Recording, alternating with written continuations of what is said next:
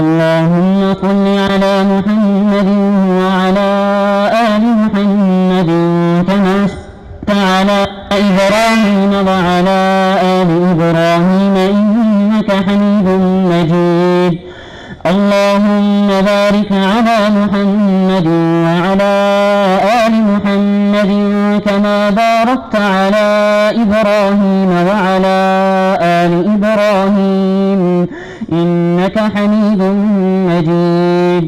بسم الله الرحمن الرحيم. باب قول الله تعالى عز وجل: ونضع الموازين القسط ليوم القيامة وأن أعمال بني آدم وقولهم يوزن توزن.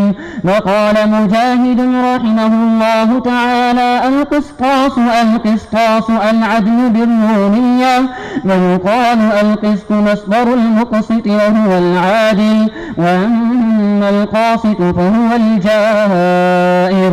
وبالسند المتصل منا إلى الإمام الهمام أمير المؤمنين في الحديث محمد بن إسماعيل البخاري رحمهم الله تعالى قال: حدثنا أحمد بن أشكاب قال: حدثنا محمد بن فضيل عن عمارة بن القعقاع عن أبي زرعة عن أبي هريرة رضي الله تعالى عنه وعنهم قال: قال النبي صلى الله عليه وسلم: كلمتان حبيبتان إلى الرحمن خفيفتان على اللسان ثقيلتان في الميزان، سبحان الله وبحمده سبحان الله العظيم.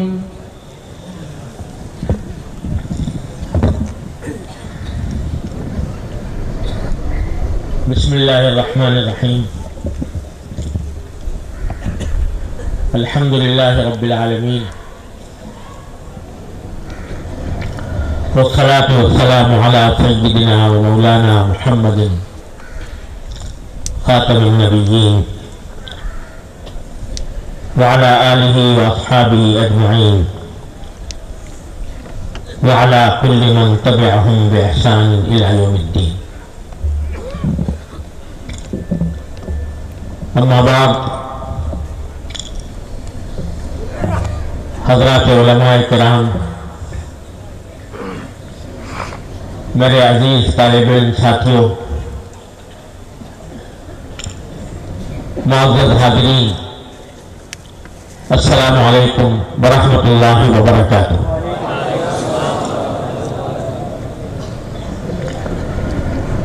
اللہ جل جلالہ کا شکر کس زبان سے ادا ہو کہ اللہ تبارک و تعالی نے ہمیں آج اس وقت ایک ایسی مجلس میں جمع کیا جو ایک طرف حضور نبی کریم سرور دو عالم محمد مصطفیٰ صلی اللہ علیہ وسلم کی ایک حدیث پڑھنے، سننے اور سمجھنے کے لیے منعقد ہوئی ہے، اور دوسری طرف اللہ جل جلالہ کے فضل و کرم سے اس مجلس میں ملک بھر کے سیدھا حضرات علماء کرام تشریف فرما ہے، اور واقعہ یہ ہے کہ مجھے اس مجمع میں صحیح بخاری کے درس کی جرأت کرنا ایک آزمائش معلوم ہو رہا ہے، اور خاص طور پر اس لیے کہ میرے انتہائی جلیل القدر استاد گرامی شیخ الکل حضرت مولانا سلیم اللہ خان صاحب دامت برکاتہم یہاں تشریف فرما ہے۔ یہ وہ بزرگ ہیں جن کے بارے میں اگر میں یہ کہوں تو مبالغہ نہیں ہوگا کہ جن بزرگوں نے مجھے انگلی پکڑ کر چلنا سکھایا، ان میں حضرت والا کا نام نامی سر فہرست۔ آج اللہ جل جلالہ نے ان کا فیض پوری دنیا میں اس طرح پھیلایا ہے کہ اس کی نظیر ملنی مشکل ہے۔ ان کی موجودگی میں جن سے میں نے الباتا کے سبق پڑھے، ان کے موجودگی میں میں صحیح بخاری کا درس دوں، یہ بہت بڑی عظیم آزمائش بھی ہے اور جرأت بھی، جسارت بھی۔ لیکن ایک تو حضرت والا نے میری گزارش کے باوجود مجھے حکم دیا، اور ہم نے اپنے بزرگوں سے یہی سیکھا ہے کہ جب بڑا کسی بات کا حکم دے دے تو ادب کا تقاضا بھی یہی ہے کہ اس کے حکم کی تعمیل کی جائے۔ دوسرے، حضرت مولانا قاری محمد حنیف صاحب نے میری جو بات نقل کی کہ ایسے موقع پر میں یہ تصور کرتا ہوں کہ جو کچھ اپنے استاد سے پڑھا تھا اس کا تکرار اپنے ساتھیوں کو کرا رہا ہوں۔ مولانا حنیف صاحب نے تو یہ فرمایا تھا کہ استاد کو سبق سنایا جاتا ہے تو تم یہ سبق سنا دو، مگر سبق جب استاد کو سنایا جاتا ہے تو تنہائی میں سنایا جاتا ہے، اتنے بڑے مجمع میں سبق نہیں سنایا جاتا جس میں رسوائی کا اندیشہ ہو۔ لیکن تکرار اپنے ساتھیوں سے بیٹھ کر استاد سے سنی بات کا تکرار ہمارے مدارس کی روایت ہے۔ اسی روایت کے مطابق تعمیل حکم کے لیے چند گزارشات پیش کرتا ہوں۔ اللہ تبارک و تعالیٰ اپنے فضل و کرم سے انہیں قبول فرمائے اور اس کو ہم سب کے لیے نافع بنائے۔ پہلی بات تو یہ کہ تہہ دل سے مبارکباد ہے اپنے ان ساتھیوں کو جو الحمدللہ اس عظیم جامعہ خیر المدارس سے دورہ حدیث کی تکمیل فرما رہے ہیں۔ اللہ تبارک و تعالیٰ نے انہیں یہ سعادت عطا فرمائی، اور یہ جامعہ جو 88 سال سے علماء دین کی افزائش میں لگا ہوا ہے، اللہ تبارک و تعالیٰ نے اس جامعہ سے ان کو پڑھنے اور درس کی تکمیل کرنے کی سعادت بخشی۔ اللہ تعالیٰ انہیں ان کے لیے یہ سعادت دنیا و آخرت میں مبارک فرمائے، ان کو علم نافع اور عمل صالح عطا فرمائے، اور ہمارے شیخ حضرت مولانا خیر محمد صاحب دامت برکاتہم، حضرت مولانا خیر محمد صاحب رحمۃ اللہ علیہ کے پڑ پوتے اور ہمارے عزیز بھائی مولانا قاری احمد حنیف کالندری کے صاحبزادے بھی الحمدللہ اس سال تکمیل کر رہے ہیں۔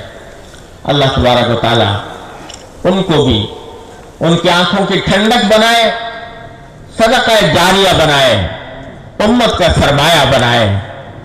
ان سب ساتھیوں کو اللہ تبارک و تعالیٰ اپنے دین کی خدمت کے لیے قبول فرمائے۔ یہ آخری باب ہے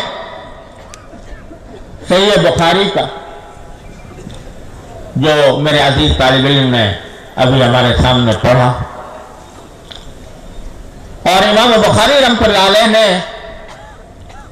یہ باب قرآن کریم کی ایک آیت کی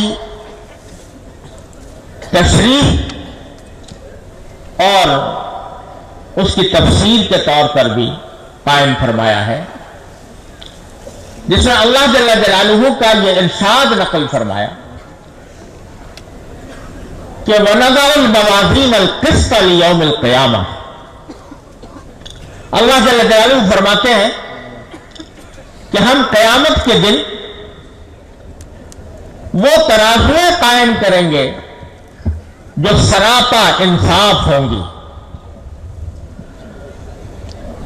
لوگوں کے اعمال اور ان کے اقوال کو تولنے کے لیے ہم وہ ترازویں قائم کریں گے جو انصاف قائم کرنے والی ہوں گی، سراپا انصاف ہوں گی. وَلَا تُظْلَمُ نَفْسٌ شَيْئًا، اور کسی بھی انسان پر، کسی بھی جان پر ذرہ برابر کوئی ظلم نہیں ہوگا. یہ آخری باب ہے صحیح بخاری کا.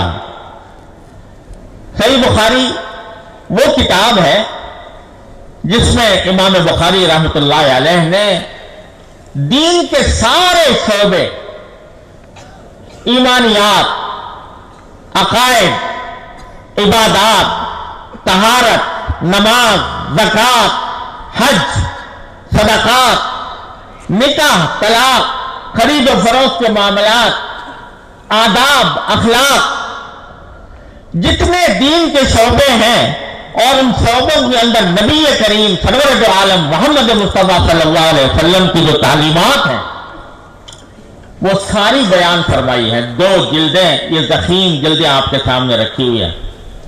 ان 2 ضخیم جلدوں میں حضور نبی کریم سرور دو عالم صلی اللہ علیہ وسلم جو دین لے کر تشریف لائے، جو تعلیمات آپ نے انسانیت کو دی، ان کو اول سے لے کر آخر تک امام بخاری رحمۃ اللہ علیہ نے بیان فرمایا ہے. اور اس شان سے بیان فرمایا ہے کہ اس پر پوری امت کا اجماع ہو گیا، اتفاق ہو گیا کہ یہ کتاب اصح الکتب بعد کتاب اللہ ہے. اللہ کی کتاب کے بعد اس روئے زمین پر اس سے زیادہ صحیح سند والی کوئی اور کتاب نہیں.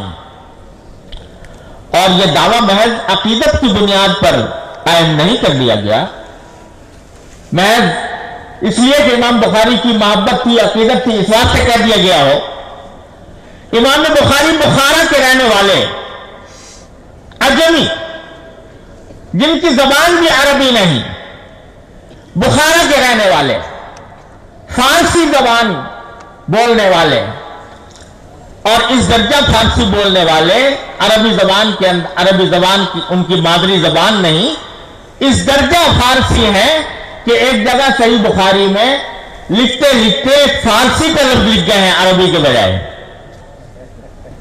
وَيُذْكَرُ فِي هَذَا الْبَابِ هَمْ هَذَا الْحَدِيثِ، یہ کہہ گئے کہ اس باب میں یہ حدیث بھی ذکر کرنی چاہیے، تو بھی کے لیے عربی لفظ کے بجائے فارسی لفظ لکھ گئے ہیں صحیح بخاری کے اندر.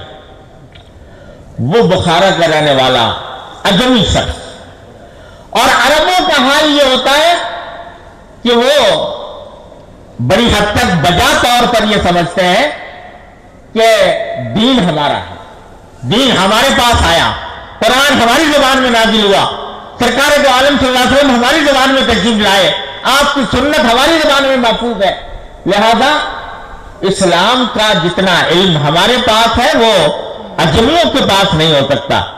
اس واسطے اہل عرب کسی اجمی کے آگے، کسی اجمی کو گھاس ڈالنے کے لیے آسانی سے تیار نہیں ہوتے.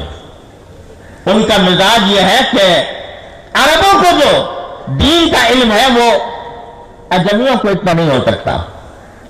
لیکن بخارا کے اس فارسی شخص نے اپنی یہ کتاب تالیف کر کے سارے عرب کے لوگوں کے گردنیں جھکا دی،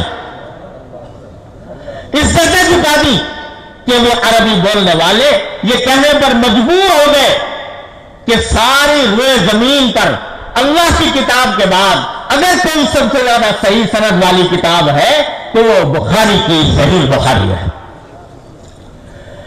یہ کتاب امام بخاری رحمۃ اللہ علیہ ساری دین کے سارے شعبے بیان کرنے کے بعد یہ باب قائم کر رہے ہیں.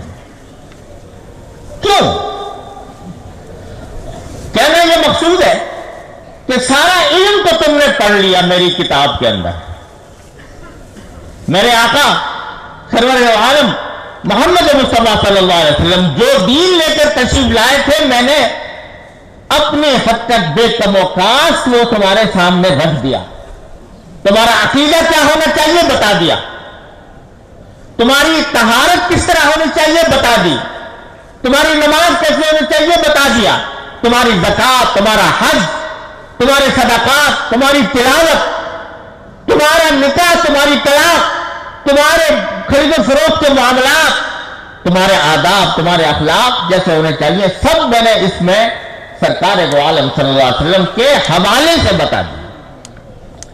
اب جو آخری بات میں کہنے جا رہا ہوں، امام بخاری گویا زبان حال سے فرما رہے کہ علم تو تم نے حاصل کر لیا، پڑھ بھی لیا کہ دین کیا ہے، لیکن اپنے ہر قول و فعل کے وقت یہ بات پیش نظر رکھو کہ جو کام کر رہے ہو وہ کسی وقت اللہ تبارک و تعالیٰ کی بارگاہ میں تولا جائے گا، اور جو بات زبان سے نکال رہے ہو وہ کسی وقت اللہ جل جلالہ کے بارگاہ میں تولی جائے گی، اس کا وزن ہوگا. اور قرآن کریم میں فرمایا کہ فمن ثقلت موازینہ فہو فی عیشۃ راضیہ، جس کی ترازو کا وزن بھاری ہوگا، یعنی اعمال کا وزن بھاری ہوگا، اقوال کا وزن بھاری ہوگا، تو وہ من پسند زندگی میں ہوگا، فی عیشۃ راضیہ. اور ومن خفت موازینہ، جس کی میزان کے ترازو کے اندر وزن جس کا ہلکا پڑ گیا، فأمہ ہاویہ، تو اس کا ٹھکانہ ایک جہنم کا گڑھا ہوگا. یہ قرآن کریم نے فرمایا. تو امام بخاری رحمۃ اللہ علیہ سارے دین کی تفصیل بیان کرنے کے بعد آخر میں ہمیں اور آپ کو یہ یاد دلانا چاہتے ہیں کہ اپنے ہر قول و فعل کے وقت یہ سامنے رکھو کہ اس تمہارے قول میں، فعل میں، تمہارے اس کام میں کتنا وزن ہے. جب یہ بارگاہ الہی میں پیش ہوگا اور وہاں اس کو تولا جائے گا تو اس میں کتنا وزن نکلے گا. یہ فکر پیدا کرنا چاہتے ہیں امام بخاری رحمۃ اللہ علیہ اس باب کے ذریعے.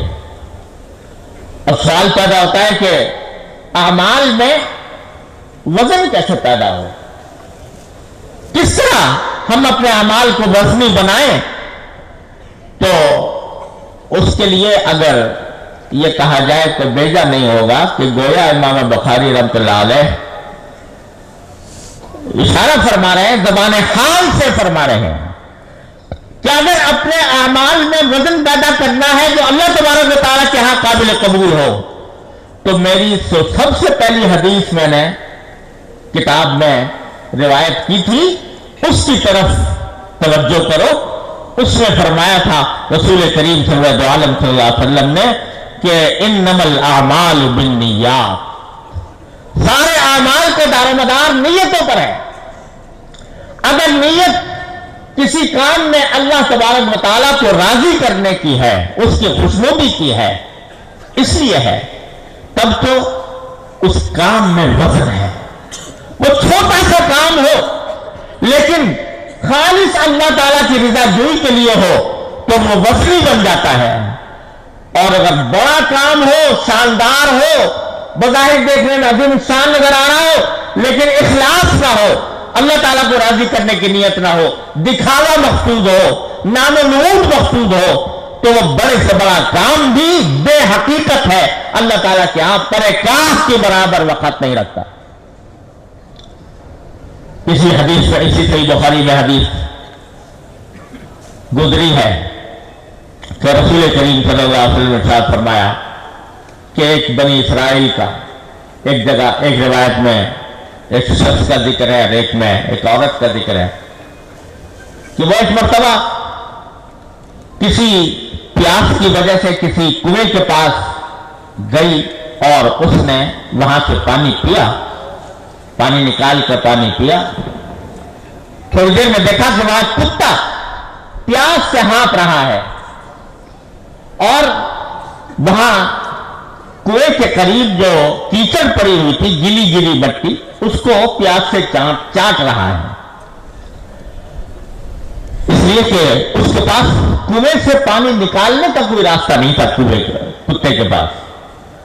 تو اس کو خیال آیا کہ جس طرح میں پیاسی تھی اور مجھے پیاس لگی ہوئی تھی، پانی پینے کے لیے بے چین تھی، اسی طرح یہ بھی اللہ کی مخلوق ہے اور اس کو بھی پیاس لگی ہوئی ہے، تو میں کسی طرح اس کو پانی پلاؤں.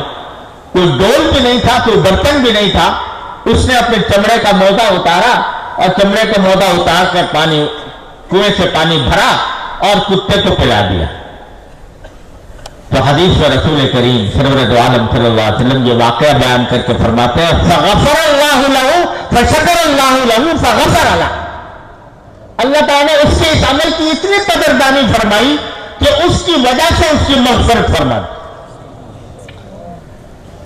چھوٹا سا عمل کتے کو پانی پلا دینا، چھوٹا سا عمل، اگر اعمال کی تاریخ میں اس کی فہرست میں اس کو دیکھا جائے تو کوئی اس کا نام بھی شاید نہ لے کہ اس نے کوئی نیکی کا کام کیا تھا، لیکن چونکہ خالص اللہ تبارک و تعالیٰ کے رضا کے خاطر کیا تھا، اس لیے اللہ تعالیٰ نے اس کو اتنا قبول فرمایا کہ اس کی مغفرت فرمائی.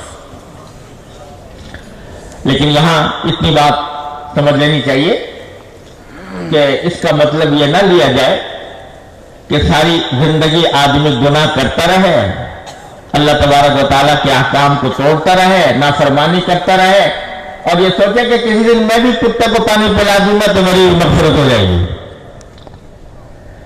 تو خوب سمجھ لیں کہ اللہ تعالیٰ کا قانون اور چیز ہے اور رحمت اور چیز. قانون یہ ہے کہ اگر گناہ کرو گے سزا ملے گی، لیکن اللہ تعالیٰ کی رحمت کسی قانون کی پابند نہیں. وہ اگر کسی بندے پر اپنا رحم فرمانا چاہے تو جس طرح چاہے رحم فرما دے، وہ قانون سے ہٹ کر بھی رحم فرما سکتا ہے. نظام حیدرآباد دکن کے مشہور نواب، ان کا واقعہ مشہور ہے کہ ان کے ایک وزیر نے ان کی ایک مرتبہ دعوت کی. تو دعوت کے وقت میں جب یہ گھر میں داخل ہوئے تو وزیر صاحب کا جو بچہ تھا، نادان تھا، اس کو نظام صاحب نے چھیڑ دیا. تو اس نے بچہ تھا، چھیڑ دیا تو اس نے پلٹ کر ان کو کچھ برا بھلا کہہ دیا، گالی دے دی نواب صاحب. اور وزیر صاحب کے پاؤں تلے کی زمین نکل گئی کہ میرے بچے نے گالی دے دیا اتنے بڑے نواب کو. تو وہ تلوار نکال کے کہا میں سر قلم کرتا ہوں اسے نواب صاحب کی. نواب صاحب نے کہا نہیں تم اس کو کوئی سزا نہ دو، بچہ ذہین معلوم ہوتا ہے اور خوددار معلوم ہوتا ہے کہ اس کو ذرا چھیڑا. تو اس نے پلٹ کر جوش کے ساتھ اپنا دفاع کیا. تو اس لیے کوئی سزا دینے کی ضرورت نہیں، بلکہ نظام صاحب نے اس کا وظیفہ جاری کر دیا، سالانہ وہ ماہانہ وظیفہ. اس وظیفے کا نام تھا وظیفہ دشنام، یعنی گالی دینے کا وظیفہ. تو وظیفہ دشنام اس کا جاری رہا. تو ہمارے حضرت والا فرمایا کہ حضرت حکیم الامت صلی اللہ تعالیٰ عنہ فرماتے ہیں کہ اس کا وظیفہ دشنام جاری ہو گیا گالی دینے کی بنا پر. تو کل کو کوئی شخص یہ سوچے کہ بھائی نواب صاحب کو گالی دینے سے وظیفہ جاری ہوتا ہے تو چلو میں بھی جا کے گالی دے آؤں تو میرا بھی وظیفہ جاری ہو جائے گا. تو یہ جیسے حماقت ہوگی، اسی طرح اللہ جل جلالہ کی رحمت کے نتیجے میں جو واقعات قرآن و حدیث میں بھی آئے ہیں اور بزرگوں کے واقعات میں بھی ہیں، ان سے یہ نتیجہ نکالنا بڑی نادانی کی بات ہوگی کہ آدمی گناہوں پر جری ہو جائے اور یہ سوچے کہ میری بھی اسی طرح مغفرت ہو جائے گی. لیکن اخلاص ایسی چیز ہے جو اللہ جل جلالہ کی رحمت کو متوجہ فرماتی ہے. چھوٹے سے چھوٹی عمل کے اوپر بھی اللہ تبارک و تعالیٰ نواز دیتے ہیں. میں نے اپنے شیخ سے سنا ایک بزرگ کے بارے میں جو بڑے محدث تھے، وہ ان کو کسی نے خواب میں دیکھا اور پوچھا کہ حضرت اللہ تعالیٰ نے آپ سے کیا معاملہ فرمایا. تو انہوں نے فرمایا کہ مجھے یہ خیال تھا کہ میں نے ساری زندگی قرآن و حدیث کی پڑھنے پڑھانے میں اور اس کے تالیفات میں لگائی ہے تو شاید اس کا کوئی صلہ ملے گا. لیکن جب ہم اللہ تعالیٰ کی بارگاہ میں پہنچے تو اللہ تبارک و تعالیٰ نے فرمایا کہ بھائی ہمیں تمہارا ایک عمل بہت پسند آیا، اس کی وجہ سے تمہاری مغفرت کرتے ہیں. اور وہ یہ کہ تم ایک مرتبہ اپنے قلم سے کچھ احادیث لکھ رہے تھے تو اس کے اوپر، وہ پہلے زمانے میں لکڑی کے قلم ہوا کرتے تھے، دبو کر لکھا جاتا تھا، اس پہ روشنائی لگ جاتی تھی تو مکھی ایک آ کر بیٹھ گئی اور وہ اس کو پینے لگی تو تم نے تھوڑی دیر کے لیے قلم روک لیا کہ یہ اللہ کی مخلوق ہے، پیاسی ہے، چلو اس کو تھوڑی دیر پینے دیں. تو تم نے جو یہ کام کیا یہ خالص میری رضا کے لیے کیا تو ہم نے تمہاری اس کی بنا پر مغفرت فرمائی. تو چھوٹا سا عمل ہو لیکن اللہ تعالیٰ کی رضا کی خاطر ہو اور نام و نمود نہ ہو، دکھاوا نہ ہو، شہرت طلبی نہ ہو تو وہ بھی بڑا وزنی بن جاتا ہے. اور بڑے سے بڑا عظیم الشان عمل ہو، شاندار ہو، شہرت والا ہو، لیکن اللہ کے لیے نہ ہو، وہ اپنی ذات کی نمائش کے لیے ہو یا دکھاوے کے لیے ہو تو پھر بڑے سے بڑے عمل کی بھی اللہ تعالیٰ کے ہاں کوئی قیمت نہیں. تو امام بخاری یہ سبق ہے جو دینا چاہتے ہیں. اللہ تعالیٰ اس سبق کو ہمیں سمجھنے اور اس پر عمل کرنے کی توفیق عطا فرمائے کہ جو عمل ہو وہ اللہ کے لیے ہو. اور یہ ایسا نسخہ کیمیا ہے کہ صبح سے لے کر شام تک کی زندگی میں کوئی عمل ایسا نہیں ہے جو صحیح نیت کرنے سے، صحیح نیت کر کے اس کو عبادت نہ بنایا جا سکے. آدمی کھائے تو اتباع سنت کی نیت سے کھائے، سوئے تو اتباع سنت کی نیت سے سوئے، پیے پانی پیے تو اتباع سنت کے ساتھ پیے. تو جتنے اعمال ہیں صبح سے لے کر شام تک کی زندگی میں وہ سب ثواب کے کام اور عبادت بن سکتے ہیں. یہ پیغام دینا چاہتے ہیں امام بخاری رحمۃ اللہ علیہ. چنانچہ اس آیت کریمہ کو نقل کرنے کے بعد فرمایا کہ وَأَنَّ أَعْمَالَ بَنِي آدَمَ وَقَوْلَهُمْ يُوزَنُ، بنی آدم کے اعمال بھی تولے جائیں گے اور ان کا قول، زبان سے نکلی ہوئی بات، یہ بھی تولی جائے گی. اور یہ خاص طور پر ہم لوگوں کے لیے جو صحیح بخاری پڑھ کر فارغ ہوتے ہیں، درس نظامی کی تکمیل کرتے ہیں، یہ بہت بڑا عظیم پیغام ہے کہ اب آگے تمہاری زبان کا ایک ایک لفظ تولا جانے والا ہے.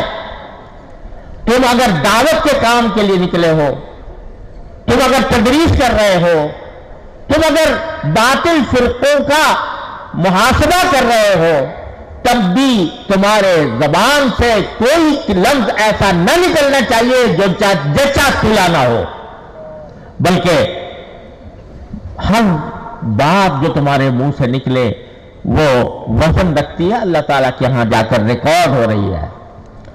آج کل ہمارے ہاں زبان کی معاملے میں بڑی بے احتیاطی ہوتی ہے. جو منہ میں آیا کہہ گزرے، جو بات کہیں بھی سنی آگے چلتی کر دی، تحقیق کے بغیر باتیں کرنی شروع کر دی، لوگوں پر الزامات عائد کر دیے، بہتان لگا دیے. یہ سب وہ چیزیں ہیں جو انسان کو ہلاک کرنے والی ہے. اس کے بارے میں امام بخاری رحمۃ اللہ علیہ فرما رہے ہیں کہ یاد رکھو یہ سب توڑے جائیں گے. آگے فرمایا وقال مجاہد القسطاس العدل، یہ عادت کے مطابق قرآن کریم کے بعد الفاظ کی تشریح کر دی. طالب علم سب جانتے ہیں کہ یہ امام بخاری کی عادت ہے.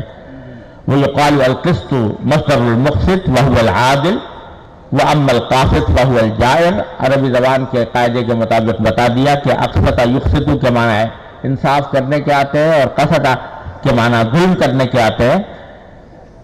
آگے پر حدیث جو نقل فرمائی ہے وہ معروف حدیث ہے کہ نبی کریم سرور دو عالم صلی اللہ علیہ وسلم نے ارشاد فرمایا کہ کلمتان حبیبتان الی الرحمن خفیفتان علی اللسان ثقیلتان فی المیزان. دو کلمے ایسے ہیں جو رحمان کو محبوب ہیں. رحمان کو محبوب ہونے کے معنی ظاہر یہ ہے کہ جو یہ کلمے پڑھے گا وہ رحمان کو محبوب ہوگا اور رحمت باری تعالیٰ کی اس کی طرف متوجہ ہوگی. حبیبتان الی الرحمن خفیفتان علی اللسان. اور زبان کے اوپر ہلکے پھلکے ہیں، ان کو ادا کرنے میں کوئی دقت نہیں ہوتی. ثقیلتان فی المیزان، لیکن میزان عمل میں ان کا وزن بڑا بھاری ہے. اور وہ دو کلمے ہیں سبحان اللہ وبحمدہ سبحان اللہ العظیم. پڑھ لیجیے سب حضرات، سبحان اللہ وبحمدہ سبحان اللہ العظیم. یہ کلمات اللہ تبارک و تعالیٰ کو محبوب، جو پڑھے وہ بھی محبوب. اور میزان عمل میں اس کا وزن بہت بھاری. اسی طرح بخاری میں حدیث آئی ہے کہ جو شخص 100 مرتبہ پڑھے، دن میں 100 مرتبہ سبحان اللہ وبحمدہ کہے، تو اس کے گناہ اگر ایک پہاڑ کے ذرات کے برابر ہوں تو بھی اللہ تبارک و تعالیٰ اس کی مغفرت فرماتے. تو اس کو ہر مسلمان کو اپنا وظیفہ بنانا چاہیے کہ سبحان اللہ وبحمدہ سبحان اللہ العظیم. یہ کام یہ 100 مرتبہ کم از کم ہر مسلمان پڑھ لیا کرے. اور یہ دو کلمے جن کی اتنی فضیلت بیان فرمائی ہے، وہ ایک بات کہہ کر ختم کرتا ہوں کہ سبحان اللہ وبحمدہ کے معنی ہے کہ اللہ تعالیٰ کی ذات پاک ہے ہر عیب سے. سبحان اللہ، اللہ جل جلالہ کی ذات ہر عیب سے پاک ہے. وبحمدہ، اور میں اللہ تعالیٰ کی ذات کو پاک ہونے کا اعلان کرتا ہوں اس کی حمد اور تعریف کے ساتھ. اور سبحان اللہ العظیم، دوبارہ کہتا ہوں کہ اللہ تعالیٰ کی ذات ہر عیب سے پاک ہے اور عظمت والی ہے. تو پہلا کلمہ جو ہے یہ اللہ تبارک و تعالیٰ کے جمال سے متعلق ہے، اس کی شان جمال سے متعلق ہے، سبحان اللہ وبحمدہ. اور عظمت کا ذکر دوسرے کلمے میں ہے، اس کی جلال کا ذکر ہے. تو محبت کا جمال کا تقاضا یہ ہے کہ اس سے محبت ہوتی ہے، اور جلال کا تقاضا یہ ہے کہ اس کا خوف ہوتا ہے. سبحان اللہ وبحمدہ سے انشاءاللہ اللہ تبارک و تعالیٰ کی محبت دل میں پیدا ہوگی، اور سبحان اللہ العظیم سے انشاءاللہ اس کا خوف دل میں پیدا ہوگا. اور جب محبت اور خوف دونوں مل جاتے ہیں تو اسی کا نام خشیت اللہ ہے. اور ہم جیسے طالب علموں کے لیے یہ بات یاد رکھنے کی ہے کہ انما یخشی اللہ من عبادہ العلماء فرمایا گیا کہ خشیت نشانی ہے علم کی. اگر اللہ تبارک و تعالیٰ نے علم کے نتیجے میں یہ خشیت پیدا فرما دی تو معلوم ہوا کہ علم حاصل ہوا. اور اگر خدا نہ کرے خشیت پیدا نہیں ہوئی اور ہم جیسی زندگی پہلے گزار رہے تھے ویسے ہی اب بھی گزارنی شروع کر دی تو پھر اس کے معنی یہ کہ علم کی حقیقت حاصل نہ ہوئی. یہ پیغام بھی ہے جو اس حدیث کے اندر ہمیں آپ کو دیا جا رہا ہے. یہ پیغام ایسا ہے کہ ہم جیسے ہر طالب علم کو اپنا وظیفہ حیات بنانے کی ضرورت ہے.